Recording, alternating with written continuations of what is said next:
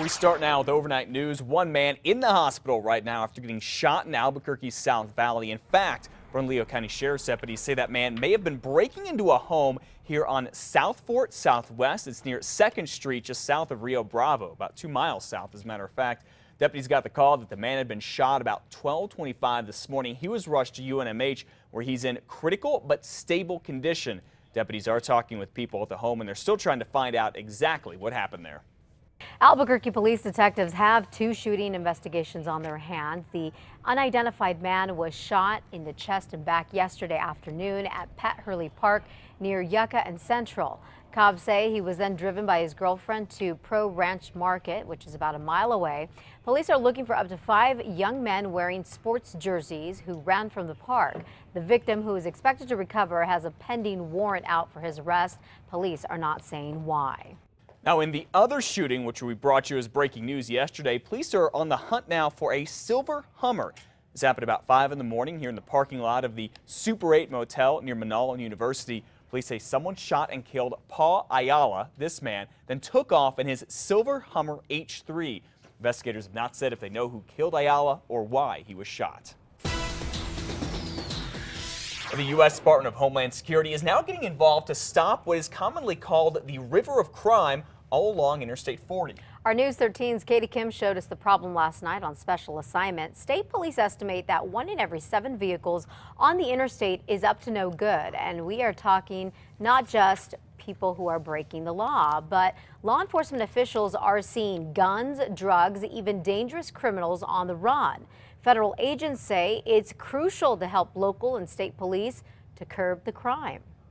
This is a corridor where they're moving through. So we're seeing from all over the country and in some cases all over the world. All right, if you want to watch the whole story, go to KRQE.com, or you can tune in tonight at 9 o'clock on 2 Casa Fox. The young woman accused of driving drunk and killing her friends a few years ago is set to be in court later today. Stephanie Mendez had pled not guilty to 2 charges of homicide by vehicle, but she is scheduled to change that plea this afternoon. Investigators say she was very drunk when she crashed her car here near I-25 in Montano and killed 2 friends back in March of 2011. Well, police are now trying to track down the guy they say hid a camera inside of a bathroom at a popular restaurant here in Albuquerque. Turns out cops say restaurant managers knew about the camera for about a week before the cops were even called. Police say another worker found the camera inside the employee's bathroom at Chama River Brewing Company. That worker told managers, but they allegedly handled it themselves, even gave the camera back to the employee who planted it there. A week later, the restaurant's president heard about what happened and called police. The president tells us he didn't think the camera caught anything because it malfunctioned, but police aren't so sure. We need to see the camera he used and any type of storage device that may have been used to capture or save whatever he may have obtained. The restaurant's president says one worker admitted to hiding the camera and was fired. He now could face voyeurism charges. We now know more about a bad head-on crash off of I-40 east of Albuquerque that happened last week. Deputies say Javier Cortez Aguilar was going the wrong way on I-40 near Tijeras and crashed into a car. The car was driven by Claudia Garcia Juarez. She is still in critical condition. Cortez Aguilar admitted drinking tequila and told deputies he didn't remember leaving his home. We've also learned that he does not have a driver's license. Now, right now, he's charged with causing great bodily injury, but could be faced with vehicular homicide charges if Garcia Juarez doesn't survive.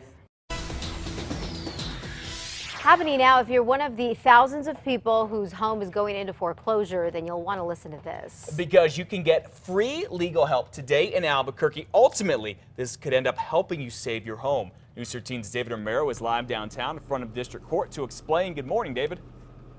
Good morning, Matt. Well, you know, there are no doubt a lot of questions that arise when people encounter situations like that. And that's why some Albuquerque attorneys have gotten together, devoting their time for free to give out free advice to how people deal with those foreclosures. Now, according to the organizers, many people, unfortunately, choose to ignore foreclosure notices, which can aggravate the situation if they should later try and save their homes. Now, attorneys with the volunteer program in Bernalillo County say banks are helping some homeowners find possible solutions, which may include loan modifications to make sure they can find a way to pay the mortgage.